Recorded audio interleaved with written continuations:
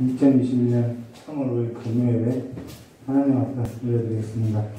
우리 같이 찬송 부르도록 하겠습니다.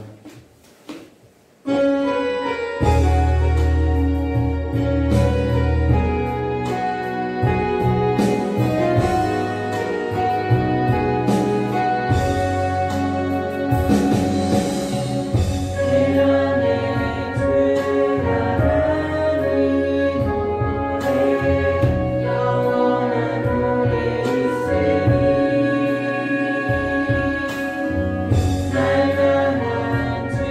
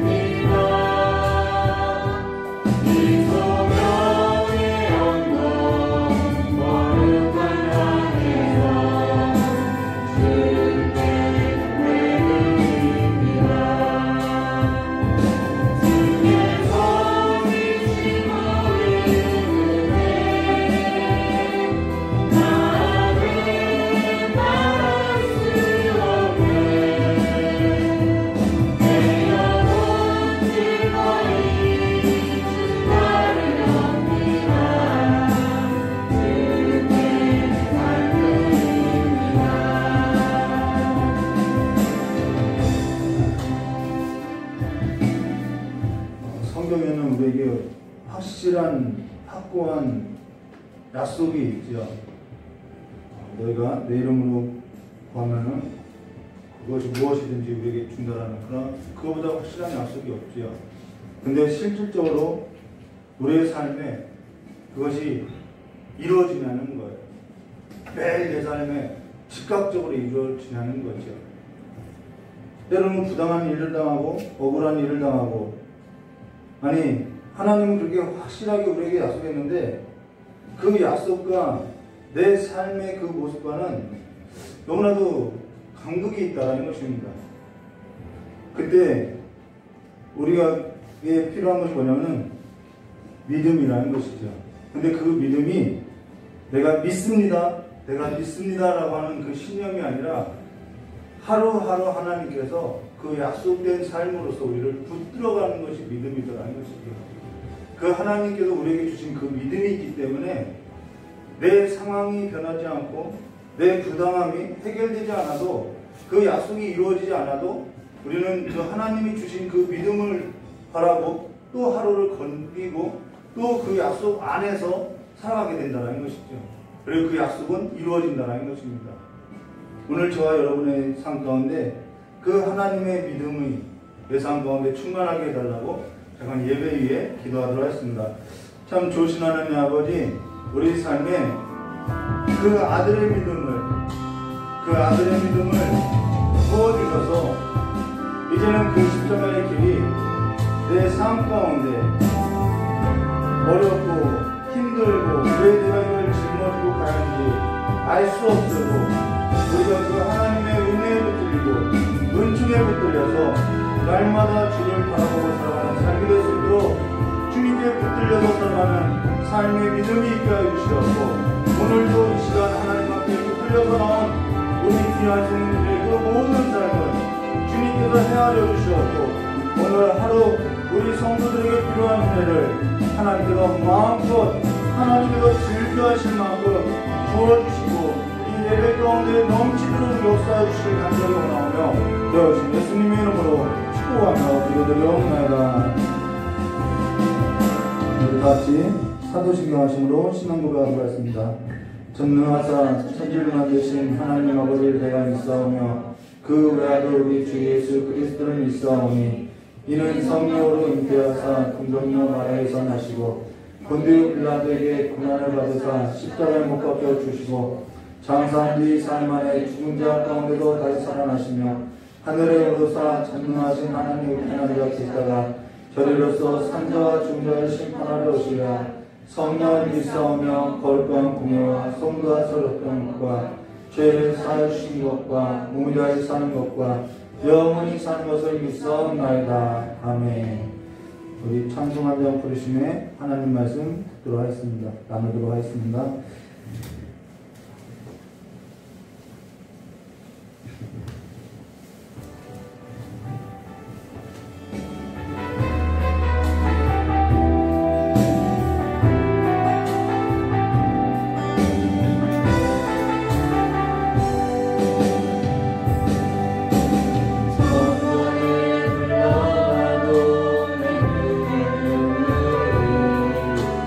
그지 않는 것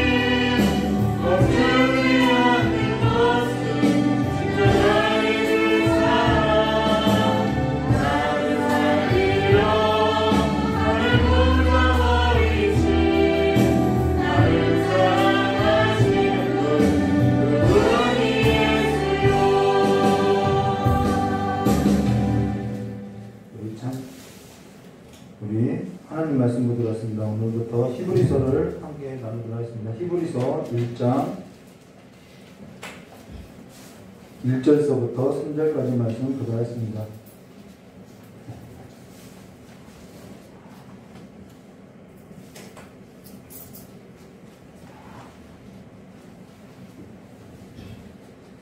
히브리서 1장 1절에서부터 3절까지 말씀 보도록 하겠습니다. 우리 3절밖에 안 되기 때문에 우리 함께 합독하도록 하겠습니다. 옛적의 선지자들을 통하여 여러 부분과 여러 모양으로 우리 조상들에게 말씀하신 하나님이 이 모든 날 마지막에는 아들을 통하여 우리에게 말씀하셨으니 이 아들은 만일 상속자로 세우시고 또 그로 말미암아 모든 세계를 지으셨느니라.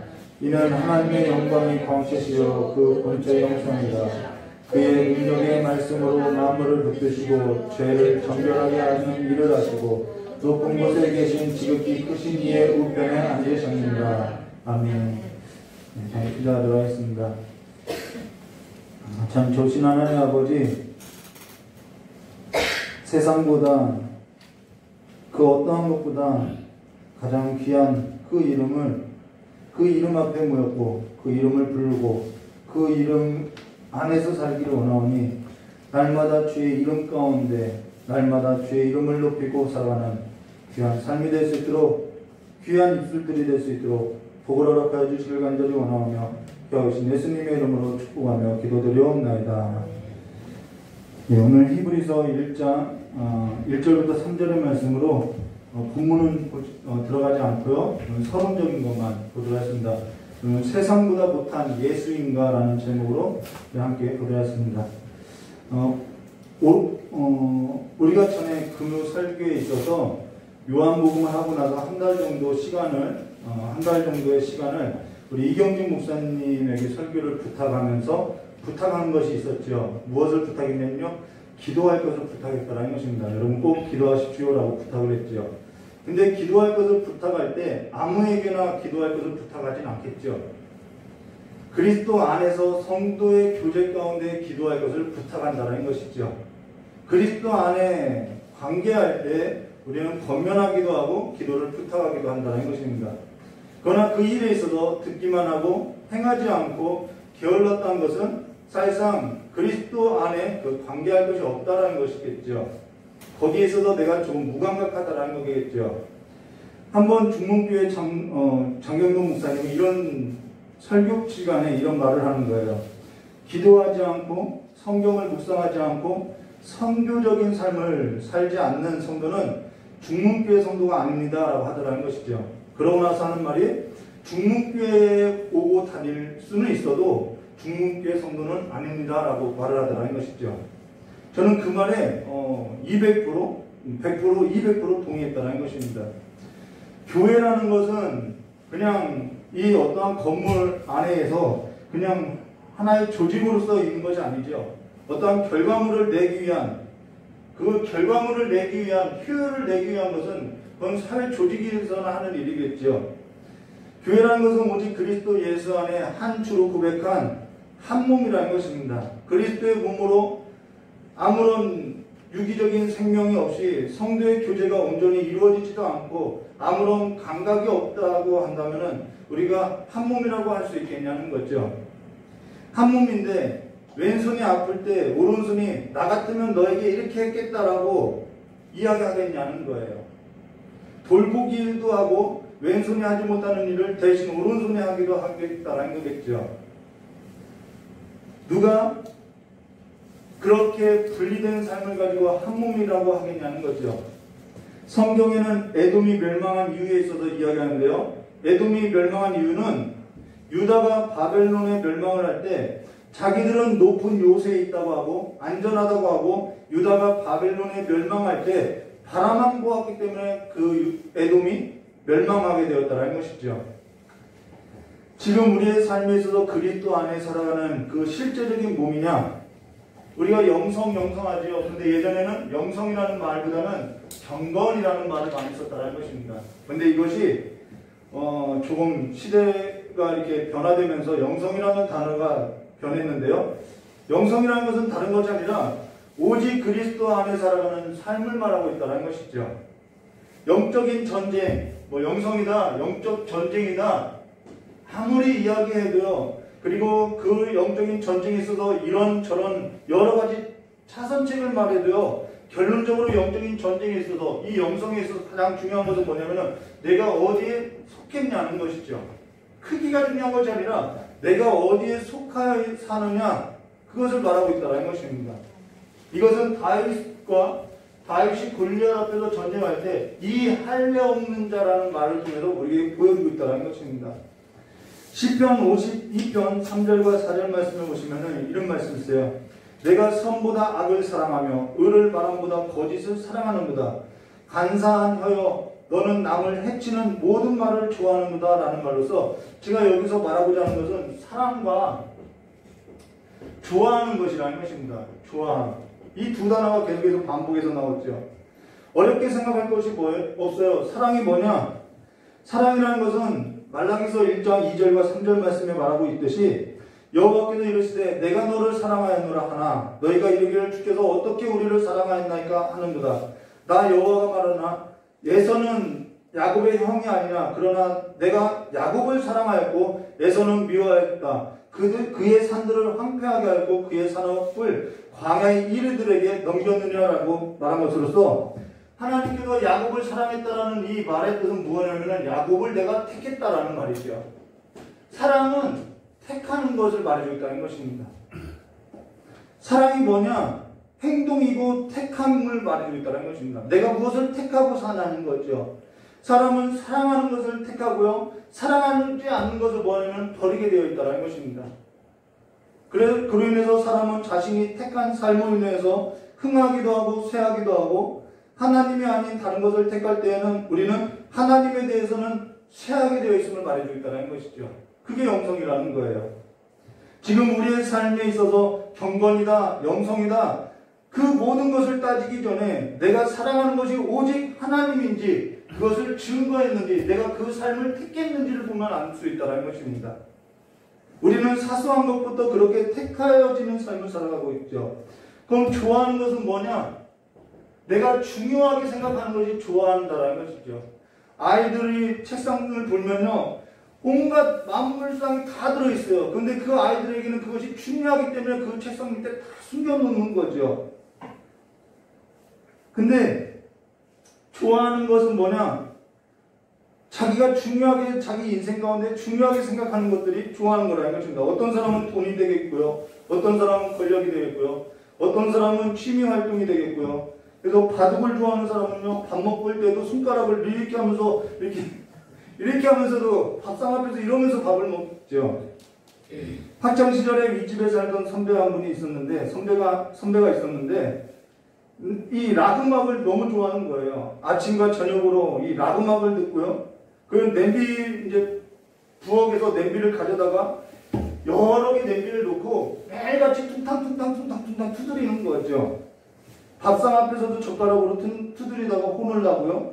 그래서 그가 늘 하는 말이 뭐냐면은 나는 이문세가 어떻다, 무한도전이 어떻다, 옛날 가수들을 말하는 거죠.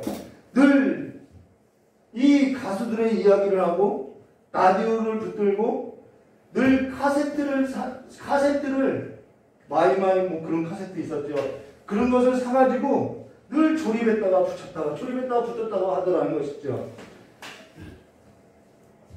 그러면서 그 모든 것에 있어서 손도 못 대게 하더라는 것이죠. 그것이 그 사람에게는 뭐냐면은 중요한 거라는 것이죠. 그것이 우리의 삶의 뿌리이고 그것에 우리가 우리의 삶의 의미를 두고 우리의 삶의 뿌리를 두고 그것이 무엇으로 나타나면 우리의 경건과 우리의 영성으로서 나타난다는 것입니다. 다른 사람이 증거해 주는 것이 아니라 내 삶의 기업이 무엇인지 증거하고 있다는 거죠. 그러면서 상대적으로 황폐하게 되고 광야와 같이 마르게 된 삶의 기업이 어느 한편으로는 있게 된다는 것입니다. 근데 아직 자신의 기업이 황폐하지 않았다고 에돔과 같이 건재하다고 하는 그 근거가 하나님이 아닐 때에는 그 삶은 영원하지도 않고 쇠하여지는 것으로서 화가 있게 될 것을 성경은 말해주고 있다는 것이죠. 사실 그 삶은 이미 하나님의 심판 가운데 있는 삶임을 말해주고 있다는 것입니다. 하나님의 심판 가운데 있기 때문에 어느 순간 되면 망하게 되어 있다는 것이죠. 그래서 하나님께서 야곱은 내가 택하였고 에서는 내가 어땠다는 걸 버렸다라는 말을 하고 있다는 것입니다. 그래서 에돔은 그냥 놔버려둬도 그 하나님의 심판 가운데 있을 수밖에 없음을 보여주고 있다는 것입니다. 그러면은 지금 이러한 말을 전하고 전달하는 이 물음에 있어서 왜 이러한 물음을 던지고 이러한 말을 전했느냐? 지금 우리가 히브리서를 보게 되었는데 이 히브리서가 가장 중요하게 생각하는 것은 바로 지금 언급한 이 문제라는 거예요. 우리가 무엇을 보고 무엇을 택하고 무엇을 좋아하고 무엇을 중요하게 생각하는지를 말해줬다는 것입니다. 히브리서는 본래 히브리서라는 제목이 아니라 히브리인들에게라는 제목으로서 서신으로서 써졌다는 것입니다. 서신서라는 거예요. 편지라는 거죠. 히브리인들에게라는 제목으로 서신서라는 것입니다. 근데 히브리서가 히브리인들에게라는 글로서 서신의 형식으로서 편지의 형식으로서 쓰여졌는데 사실 형식은 서신서인데 내용은 무엇이냐면 설교라는 것입니다. 이 내용은 설교라서 형식은 서신인데 내용은 설교인 것으로서 히브리인들에게 권면을 하고 앞에 뭐가 없냐면 문안인사가 빠져있다는 것이죠. 그래서 설교라는 것입니다. 여기에 관해서 성경 말씀을 보시면요. 히브리서 3장 13절로 오직 오늘이라 일컫는 동안에 매일 피차 권면하며 너희 중에 누구든지 죄의 유혹으로 완고하게 되지 않도록 하라라는 말로서 지금 권면하고 있다는 것이죠.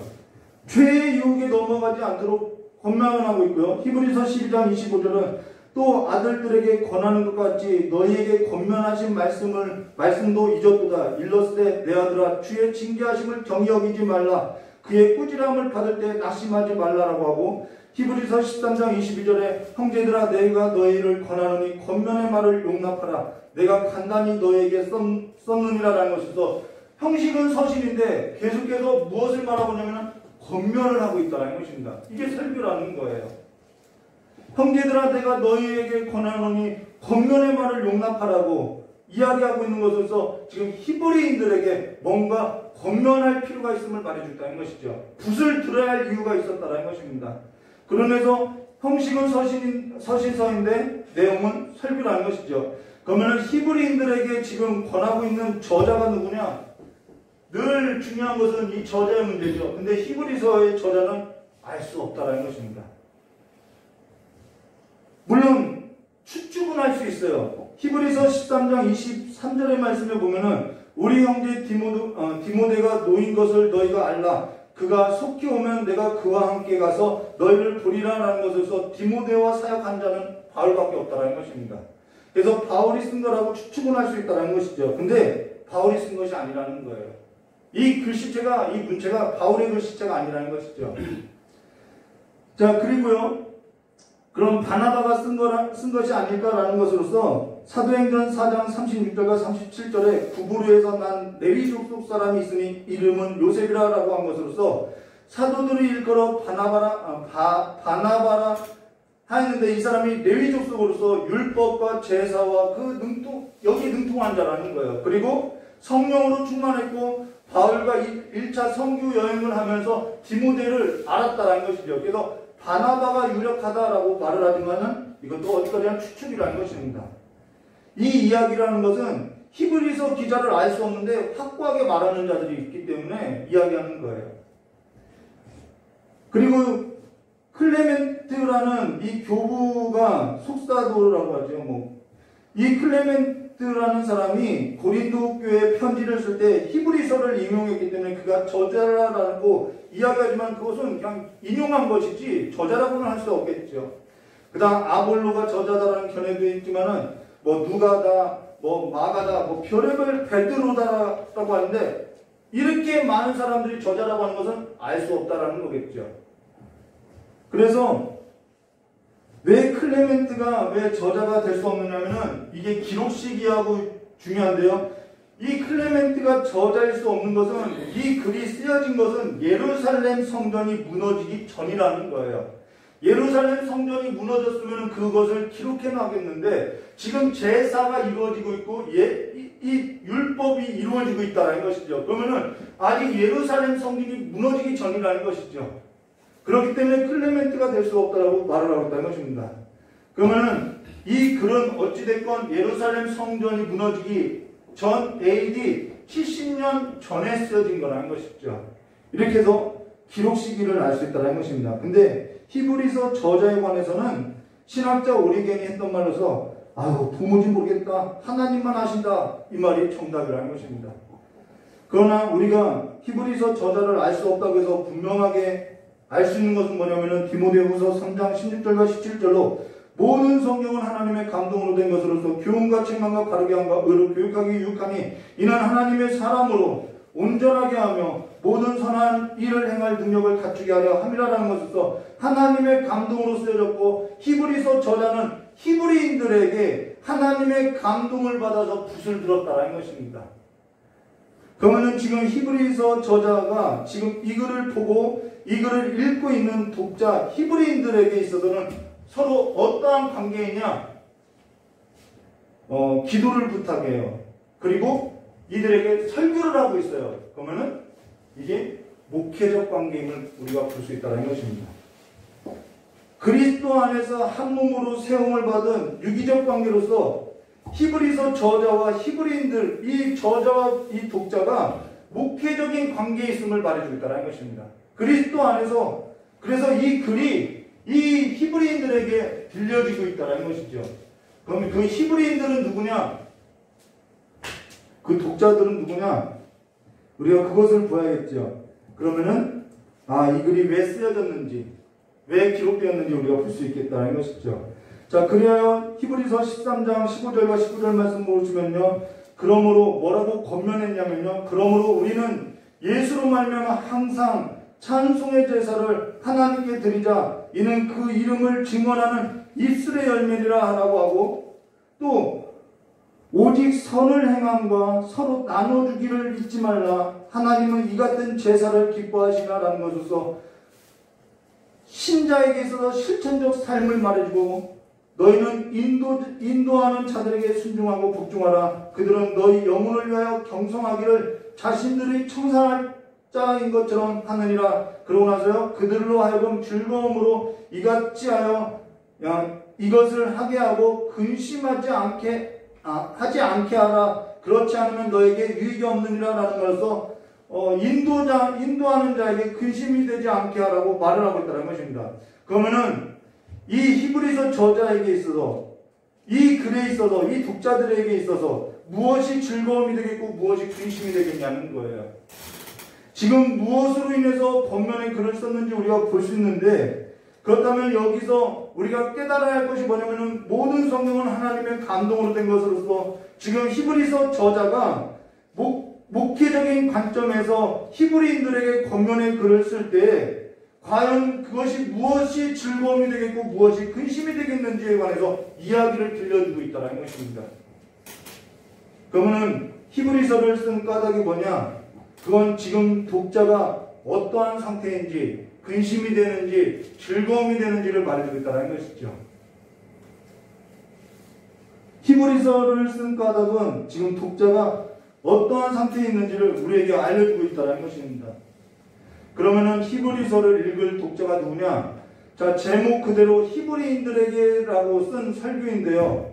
당시 히브리인은 세 종류의 히브리인이 있다는 것입니다. 한 그룹은 유대 전통 그냥 히브리인이에요. 그리고 다른 하나는 헬라 문화의 영향을 받은 헬라파라고도 하고, 아니면 흩어진 히브리인이라고 하는 그 흩어진 히브리인들이 있다는 것입니다. 그리고 나머지 하나는 유대로부터 시작한 그 그리스도의 복음을 듣고 개종한 유대 전통 히브리인이든 헬라 문화의 영향을 받았던 흩어진 히브리인이든 그리스도의 복음을 듣고 개종한 그리스도인의 히브리인이 그리스도로 개종한 그리스도인으로서 히브리인들이 있다는 것입니다. 이렇게 세 종류가 있다는 것이죠. 그러면은 이 글은 과연 이 세 부류 중에서 누구에게 썼겠냐는 거죠. 당연히 그리스도인 히브리인에게 썼다라는 것입니다. 지금의 그리스도인들에게 썼다라는 것이죠. 기독교인에게 썼다라는 것입니다. 그러면은 히브리서의 저자는 그리스도의 복음을 듣고 개종한 이 히브리 그리스도인에게 이 글을 쓴 계기가 뭐냐? 앞서 히브리서 저자에게서 언급할 때 무엇을 언급했냐면 클레멘트가 저자가 될 수 없는 근거는 아직 예루살렘 성전이 무너지기 전이고 제사가 드려졌다는 것입니다. 그러면은 예루살렘 성전이 언제 무너졌냐면 AD 70년에 무너졌다는 것이죠. 그러면 그 전에 이 글이 쓰여졌는데 로마의 티투스가 AD 70년에 예루살렘 성전을 무너지고 황제로 즉위했다는 것이죠. 그러다면 히브리서의 기록 시기가 중요한데요. 이 기록 시기는 최소한 AD 70년 전이라는 것입니다. 그리고 히브리서 13장 22절과 23절의 말씀을 보시면 우리 형제 디모데가 노인 것을 너희가 알라라는 말로서 지금 디모데가 언제 추록했는지는 성경에 기록되어 있지 않지만 그가 추록하고 생존하고 있는 기간으로서 성교행을 떠나고 그가 생존한 기간으로서 언제를 보냐면 AD 64년부터 67년 또는 67년부터 69년까지 보고 있다는 거예요. 그러면은 이게 왜 중요하냐면요. 이때 즉위했던 로마 황제가 누구냐면은 AD 54년부터 68년까지 즉위했던 황제가 누구냐면은 바로 네로 황제라는 것입니다. 그리고 41년부터 54년까지 즉위한 황제가 누구냐면은 성경에도 나와 있는 글라우디 황제라는 거예요. 이게 4대 황제고 이게 5대 황제라는 것이죠. 성경 글라우디 때를 볼까요? 성경 사도행전 11장 27절과 30절에 그때 선지자들이 예루살렘에서 안디옥에 이르니 그 중에 아가보라 하는 한 사람이 일어나 성령으로 말하되 천하에 큰 흉년이 들리라 하더니 글라우디 때에 그렇게 되리라는 것에서 글라우디 때에 큰 흉년이 있었다라는 거예요. 이것이 중요하죠. 그러고 나서요. 또 그로 인해서 어떻게 했냐면은 사도행전 11장 27절과 30절에 그때 이어서 보면요. 그로 인해서 어떠한 일을 했냐면은 제자들이 각각 그 힘대로 유대에 사는 형제들에게 부조를 보내기를 작정하고 이를 실행하여 바나바와 사울의 손에 장로들에게 보내리라는 것으로 연보가 되었다는 것입니다. 고린도전서 16장 1절에 성도를 위하는 연보에 관하여는 내가 갈라디 교회들에게 명한 것과 같이 너희도 그렇게 하라라고 연보할 것을 말해주고 있다는 것이죠.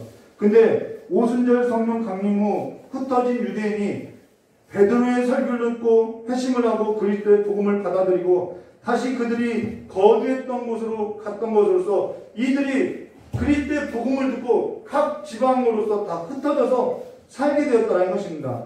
그러고 나서 그들이 그리스도의 복음을 듣고 예루살렘으로부터 유대와 사마리아 땅을 넘어서 로마에까지 이 소식들이 전해지기 시작했다는 것이죠.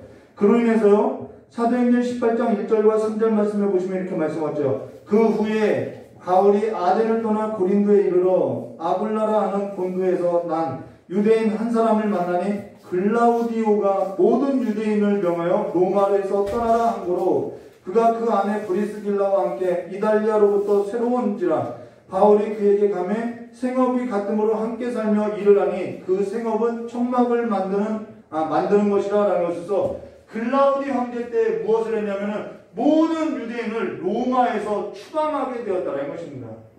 추방명령을 했다는 것이죠. 글라우디가 모든 유대인들을 명하여서 로마에서 떠나라고 명했는데 왜 로마 시내에서 왜 떠나라고 했냐면은 이 오순절 사건 이후로 그리스도의 복음을 듣고 난 그리스도인들이 개종한 그들이 시끄럽게 했다라는 거예요. 그리스도가 죽었다가 사흘 만에 살아났다라고 이야기하고 그가 십자가에 못 박힌 예수라고 이상한 소문을 돌고 그로 인해서 로마에 흩어졌던 유대인들과 마찰이 있게 되었다는 것입니다. 그래서 로마 당국은 당연히 시끄러운 걸 가장 싫어하죠. 그래서 이 유대인들을 로마에서부터 다 쫓아냈다는 것입니다. 그래서 그 쫓겨난 자들이 어디에 이르게 됐냐면 고린도에 이르게 됐다는 것이죠. 자, 그러면요. 이때 당시에는 그리스도인이냐 유대인이냐 뚜렷한 구분이 없었기 때문에 모든 유대인을 명해서 로마로 떠나라고 했는데 그냥 떠나라고 한 것이 아니라 이때는 로마의 질서를 어지럽게 하는 것이 가장 큰 죄이므로 가장 무겁게 다른 것으로서 그때 쫓아낼 때 모든 유대인들의 재산을 다 몰수하고 빈손으로 쫓아냈다라는 것이죠. 그러나 이들은 처음부터 이것이 중요하죠. 그러면은 이들이 그리스도의 복음을 듣고 이 로마 황제 글라디우스 때 쫓아낼 때 모든 재산을 잃고 다 쫓겨났다라는 것이죠. 근데요, 이들이 처음부터 오늘 히브리서에 말한 것처럼 이들이 흘러 떠내려간 자냐 아니라는 것입니다. 이들은 처음부터 흘러 떠내려간 자가 아니에요. 조금만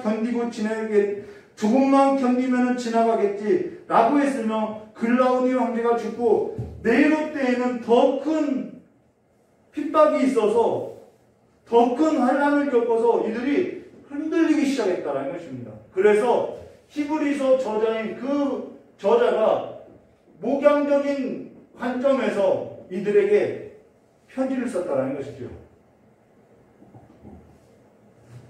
이때에는요, 길드란 조합을 만들었고 길드란 조합에 가입하려면은 로마가 황제입니다라는 그 이방 신전에 가서 고백을 해야만 길드에 가입이 되었고 길드에 가입하지 않으면 어떠한 물건도 교환할 수도 없고 살아갈 수 없었다는 것입니다. 나는 견딜 수 있지만 자녀들이 굶었고요. 자녀들이 굶주린 것이 지나서 가난이 계속해서 대물림되었고요. 그래서 사회적으로는 지탄을 받고 저주를 받은 자라고 모욕을 당하고 비방을 당했다라는 거예요. 그러한 삶에 있어서 이들이 어떻게 했냐면 견뎠다라는 것이죠. 처음부터 이들이 믿음을 잃었던 것이 아니라는 것이죠. 이들은 처음부터 흘러 떠내려간 자들이 아니라는 거예요. 히브리서 10장 32절과 34절의 말씀에 보시면 이렇게 말씀하죠. 전날에 너희가 빛을 받은 후에 고난의 큰 싸움을 견뎌낸 것을 생각하라. 그러고 나서 혹은 비방과 환난으로서 사람에게 구경거리가 되며 혹은 이런 형편에 있는 자들과 사귀는 자가 되었으며 너희가 갇힌 자들을 동정하였고 너희 소유를 빼앗겼어도 기쁘게 당한 것은 더 낮고 영구한 소망이 있는 줄 아니라라는 것으로서 이들은 처음에는 견디고 견뎌냈다는 것입니다. 모든 소유를 빼앗겨도 이들은 그것을 기쁘게 받아들이고 견뎌냈다는 거예요.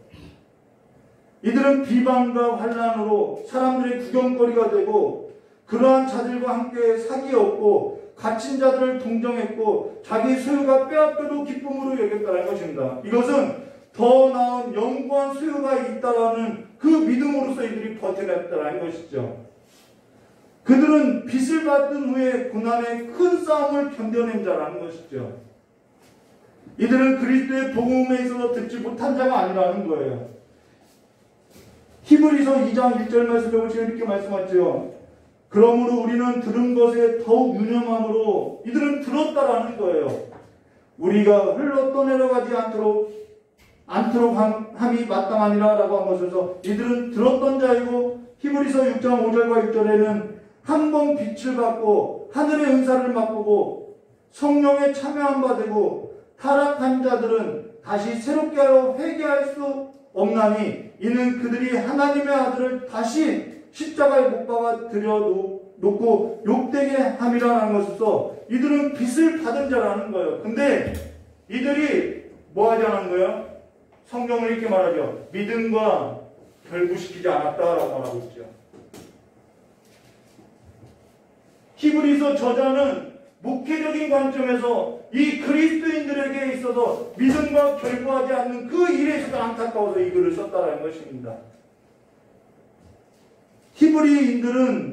히브리인이 아니죠. 그리스도인들이죠. 그리스도의 복음을 듣고 개종한 자들이죠. 그들은 고난이 하루 만에 끝난 것이 아니라 계속되고 심해졌던 것으로서 히브리서 11장 33절과 38절에 이렇게 말씀하죠. 그들은 믿음으로 나라들을 이기기도 하며 의를 행하기도 하며 약속을 받기도 하며 사자들의 입을 막기도 하며 불의 세력을 멸하기도 하며 칼날을 피하기도 하며 연약한 가운데 강하게 되며 전쟁에 용감하게 되어 이방 사람들의 진을 물리치기도 하며 여자들은 자기의 죽는 자들의 부활을 받아들이기도 하며 어떤 이들은 더 좋은 부활을 얻고자 하여 심한 고문을 받되 구차히 풀려나기를 원치 아니하였으며 또 어떤 이들은 조롱과 채찍질 뿐만 아니라 결박과 옥에 갇히는 시련도 받았으며 돌로 치이는 것과 톱으로 켜는 것과 시험과 칼로 죽임을 당하고 양과 염소의 가죽을 입고 유리하며 궁핍과 환난과 학대를 받았으니 이러한 사람은 세상이 감당하지 못하느니라. 그들이 광야와 산들과 동굴과 토굴에서 유리하였느니라 라고 말씀하고 있죠. 이게 네로 시대 때 일어난 일이라는 것이죠. 이들이 받았던 환난과 핍박이었다는 것입니다. 이들은 글라우디 때에 환난이 지나갈 줄 알았어요. 잠시 있으면 지나가겠지. 근데 네로가 처음에는 잠깐 이들에게 숨통을 뚫어줬는데 나중에는 더 악하게 굴더라는 것이죠. 그때 어떠한 일이 있었느냐? 유대로부터 이제는 이 그리스도인이죠. 히브리 그리스도인들. 근데 유대로부터 이 유대교에서부터 뭐라고 하냐면은 너희들이 믿는 예수 진짜 예수 맞아? 그거 가짜 아니야? 그러니까 다시 유대교로 돌아와. 유대 전통을 믿었던 그들이 그리스도인들이 된 애들은 그리스도인이 된 사람들에게는 뭐라고 하냐면 우리 그거 가짜야. 우리 전통으로 다시 돌아와라고 회유했다는 것입니다. 그리고 헬라 문화의 영향을 받은 히브리인들이 개종한 그리스도인들은 다시 헬라 문화로 영향으로 들어오라고. 너희들이 그렇게 어렵게 살 필요 없다고. 그냥 이방 신전에 가서 머리 한번 굽히고 이 물건들과 교환하면서 다시 옛날과 같이 풍요롭게 살라고. 그것이 복이라고. 그것이 인간이 누리는 복이라고 이야기하고 있다는 것이죠. 그래서 히브리서 저자는 히브리인들에게, 히브리 그리스도인들에게 붓을 들었던 것으로 성령의 감동으로 그리스도인들에게 설교회로서 서신을 보냈다는 것입니다. 그러고 나서 뭐라고 하냐면은 예수는 천사보다도 위대하다. 예수는 제사장보다도 위대하다. 예수는 믿음의 조상인 아브라함과 모세보다도 위대하다. 그들은 그 약속을 바랬다라고 말을 하고 있다는 것입니다. 우리는 지금 이와 같은 위기는 없어도요, 변하지 않는 것 한 가지가 있죠. 예수는 천사보다도 위대하고요. 예수는 제사장보다도 위대하고요. 예수는 믿음의 조상 아브라함과 모세보다도 위대하다는 것을 변하지 않는다는 것입니다. 그러면서 히브리서 3장 6절에 그리스도는 하나님의 집을 맡은 아들로서 그와 같이 하셨으니 우리가 소망의 확신과 자랑을 끝까지 굳게 잡고 있으면 우리는 그의 집이라. 히브리서 6장 11절과 12절로 우리가 간절히 원하는 것은 너희가 각 사람이 동일한 부지런함을 나타내어 끝까지 소망의 풍성함을 이루고 게으르지 아니하고 믿음과 오래 참으로 말미암아 약속들을 기업으로 받는 자들을 본받는 자가 되려 함이라. 그러고 나서 또 뭐라고 하죠? 히브리서 10장 19절과 25절로 그러므로 형제들아 우리가 예수의 피를 힘입어 성소에 들어갈 담력을 얻었나니 그 길은 우리를 위하여 휘장 가운데 열어놓으신 새로운 살 길이라. 휘장은 곧 그의 육체라. 또 하나님의 집 다스리는 큰 제사장이 계시니 우리가 마음에 뿌림을 받아 악한 양심으로 벗어나서 몸은 맑은 물로 씻음을 받았으니 참 마음과 온전한 믿음으로 하나님께 나가자. 또 약속하신 이는 믿으시니 우리가 믿는 도리의 소망을 움직이지 말며 굳게 잡고 서로 돌보아 사랑과 선행을 격려하며 모이기를 피하는 어떤 사람들의 습관과 같이 하지 말며 오직 권하여 그날이 가까움을 볼수록 더욱 그리하자라는 것으로서 이때 모이기를 피하는 자들도 있었다라는 거예요. 이거 예수 믿는 것 맞아? 예수 믿는데 왜 이렇게 어려움만 있지? 근데 이 겉면의 글이 단지 히브리 저자가 한 말이 아니라 성령의 감동을 받아서 이 글을 썼다라는 것입니다.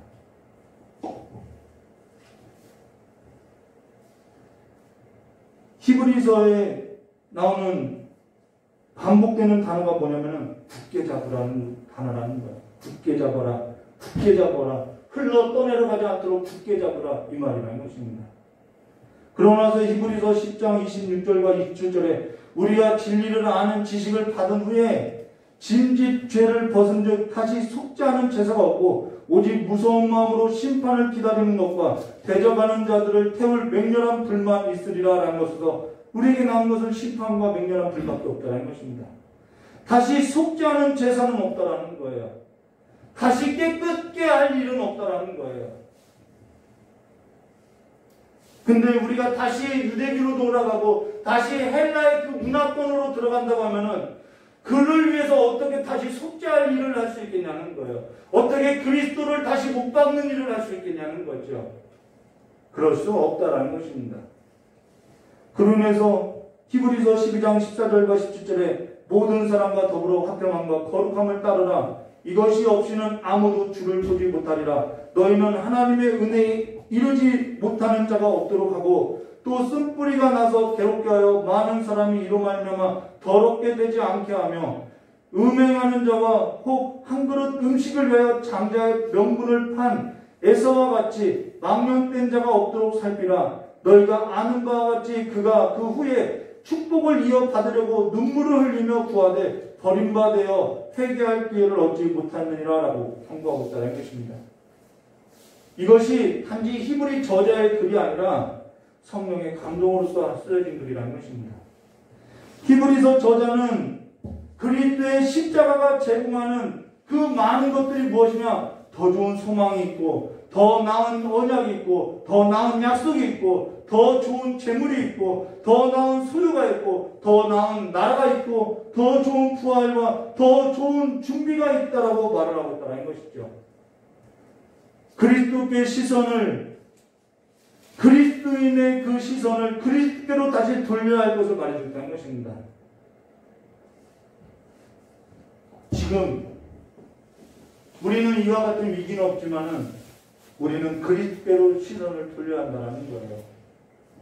히브리서 5장 11절과 14절로 멜기세덱에 관하여는 우리가 할 말이 많으나 너희가 듣는 것이 둔함으로 설명하기 어려우니라. 때가 오래되었으므로 너희가 마땅히 삼생이 되어야 할 터인데 너희가 다시 하나님의 말씀에 초보에 대하여 누구에게서 가르침을 받아야 할 처지이니 단단한 음식은 못 먹고 젖이나 먹어야 할 자가 되었도다. 이는 젖을 먹는 자는 어린아이니 의의 말씀을 경험하지 못한 자요 단단한 음식은 장성한 자의 것이니 그들은 지각을 사용함으로 연단을 받아 선악을 분별하는 자들이라 라는 것으로서 때가 오래되었으나 젖이나 먹어야 할 처지가 되었음을 말해주는 것이죠. 목회자의 근심이 뭐고 목회자의 즐거움이 뭔지 성령 하나님의 근심이 뭔지 성령 하나님의 즐거움이 뭔지 자녀가 딴 길로 갈 때 그 부모의 근심을 말해줬다는 것이죠. 그러면 결론으로 히브리서 12장 1절과 2절로 이러므로 우리에게 구름과 같이 둘러싼 허다한 증인들이 있으니 모든 무거운 것과 얽매이기 쉬운 죄를 벗어버리고 인내로서 우리 앞에 당한 경주를 하며 믿음의 주요 또 온전케 하시는 이인 예수를 바라보자. 그는 그 앞에 있는 기쁨을 위하여 십자가에 참으사 부끄러움을 개의치 아니하시더니 하나님 보좌 우편에 앉으셨느니라 라고 권면하고 있다는 것입니다.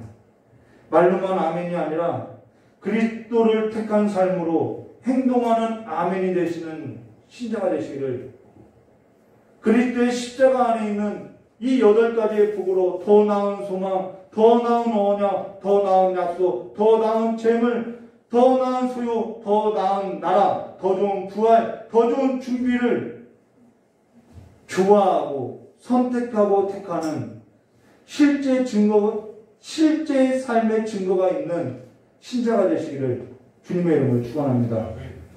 세상보다 예수가 세상보다 못한가? 물질보다 못한가? 내 종교와 내 자존심과 내 상처보다 못한가? 가장 귀한 자로 섬기고 살아가는 삶이 저 여러분의 삶 가운데 가득 넘쳐나시기를 주님의 이름으로 축원합니다. 같이 기도하도록 하겠습니다.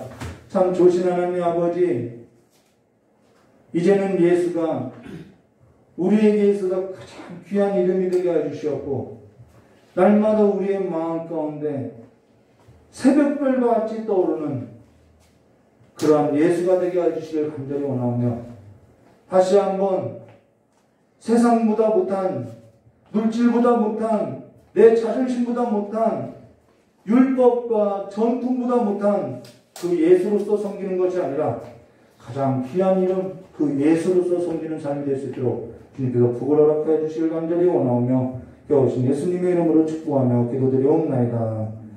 우리 깨달은 말씀 붙들고 기도하도록 하겠습니다.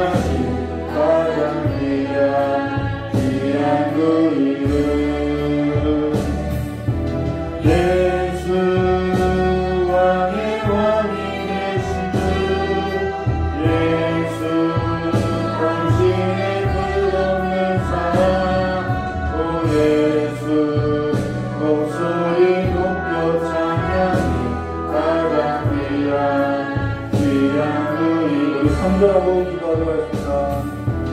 예수 왕의 왕이 되신 주 예수 당신의 끝없는 사랑 오 예수 목소리 높여 찬양해 가장 귀한 그 이름. 이 시간에 우리 깨달은 말씀 붙들고 기도하고 돌아가도록 하겠습니다. 참 좋으신 하나님 아버지, 사람이 무엇이길래, 인자가 무엇이길래, 우리가 무엇이길래 하나님께서 우리를 이처럼 사랑하셔서 그 아들을 보내주시고 우리를 그 구덩이에서, 무적행에서, 수월에서, 죄악된 삶으로부터 사망의 그늘에 앉은 우리의 삶 가운데 빛을 붙여주시고 우리를 날마다 진리 가운데로 인도하여 주시고 날마다 넘어지고 토하고 또 토하는 그 자리에 넘어져도 우리의 변호자가 되어주시고 우리 곁에서 돕는 자가 되어주셔서 날마다 주를 보고야 해주시고 주의 이름으로써 날마다 부끄러운 그 수치를 씻어주시고 날마다 살아갈 힘을 날마다 샘을 허락하여 주심을 정말 감사합니다. 이제는 우리의 삶에 우리의 환경이 아닌 약속이 이루어졌냐 안 이루어졌냐가 아닌 날마다 주의 이름을 붙들고 주의 이름에 붙들려서 살아가는 신자로서 성공하는 삶이 될 수 있도록 주의 역사해 주시기를 원합니다. 세상의 물질이 아닌 세상 사람들이 보기에가 아니라 저 사람들이 이상하다고 할 만큼 예수로서 신자로서 성공하는 인생들이 될 수 있도록 주여 역사해 주시었고 우리의 마음에 다시 한번 그 식어진 마음에 다시 한번 그 쓰여지지 않은 그 우리의 가슴에 오직 구원자 되신 그 예수 그리스도의 이름이 하나님의 아들이신 그 이름이 우리의 마음에 새겨지게 해주셨고 그 아들의 음성을 듣게 해주셨고 그 아들의 음성을 듣고 그 아들의 영을 듣고 그 아들의 영과 함께 살아가는 귀한 삶이 될 수 있도록 복을 허락하여 주시길 간절히 원하고 합니다. 그 삶에 붙들려서 이제는 세상이 아닌 예수를 선택하게 해주시었고 이제는 물질이 아니라 내 삶의 취미가 아니라 내 삶의 그 자존심이 아니라 그 무엇과도 바꿀 수 없는 예수를 붙들고 살아가는 가장 귀한 삶으로서 가장 고상한 지식을 가진 자들로서 살아가는 귀한 삶이 될 수 있게 해주시었고 주님과 함께 그 계획하신 하나님의 나라를 볼 자가 있다고 하셨사오니 날마다 하나님의 나라의 그 영광을 바라보고 살아가는 귀한 신자의 삶이 될 수 있도록 주님의 두 손 들고 축복하여 주시기 간절히 원하옵나이다. 이 시간에도 질병으로 고통하는 신자들이 있고 아직 하나님 곁을 떠나서 고통하는 아버지의 부름을 듣고자 하는 아버지여 잠재적인 신자들이 있사오니 이 시간에 주님의 이름을 모르고 나올 때 그 모든 부끄러움과 그 수치를 씻어주시옵고 깨끗하게 치유하여 주시옵고 날마다 주님과 함께 온전한 몸으로 거룩한 몸으로서 주님을 노래하는 아버지의 귀한 삶이 될 수 있도록 주님의 역사에 주의 간절히 원하고 합니다. 아버지의 강함과 아버지의 곤절임으로써 고통하는 아버지의 지체들이 있고 아버지의 도움의 손길을 받지 못하는 고아와 같이 내위인과 같이 바보와 같이 누군가가 도와주지 아니하면 설 수 없는 연약한 자들이 있사오니 그들의 삶에 있어서 하나님의 손이 되고 발이 되게 하여 주시옵고 날마다 기도로서 날마다 삶으로서 아버지 앞에 나와서 아버지께 강구하는 삶이 될 수 있도록 주의 역사를 주여 원하고 합니다.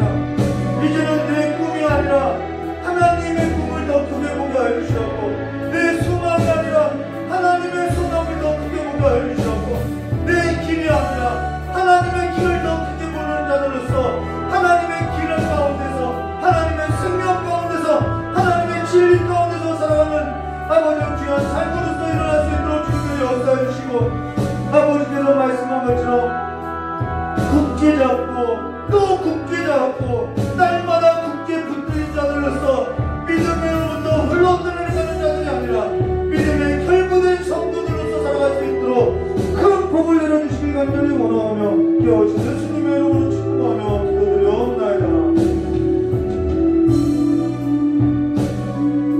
조신하는 내 아버지 시간이 가면 갈수록 우리에게 예수만 필요하다는 사실을 더 깨달게 하여 주시옵고 예수로 붙들려 살아가는 신자로서 성공하는 인생이 될 수 있도록 복을 허락하여 주실 간절히 원하오며 깨어진 예수님의 이름으로 축복하며 기도드리옵나이다. 우리 주기도문으로 금요일을 마치도록 하겠습니다. 하늘에 계신 우리 아버지여 이름이 거룩히 여김을 받으시오며 나라가 임하옵시며 뜻이 하늘에서 이루어진 것 같이 땅에서도 이루어지라. 오늘 우리에게 일용할 양식을 주옵시고 우리가 우리의 죄진자를 사하여 준 것 같이 우리 죄를 사하여 주옵시고 우리를 시험에 들게 하지 마옵시며 다만 악에서 구하옵소서. 대개 나라와 권세영광의 아버지께 영원히 싸움나이다. 아멘. 우리 하나님께 영광을 박수드리겠습니다. 감사합니다.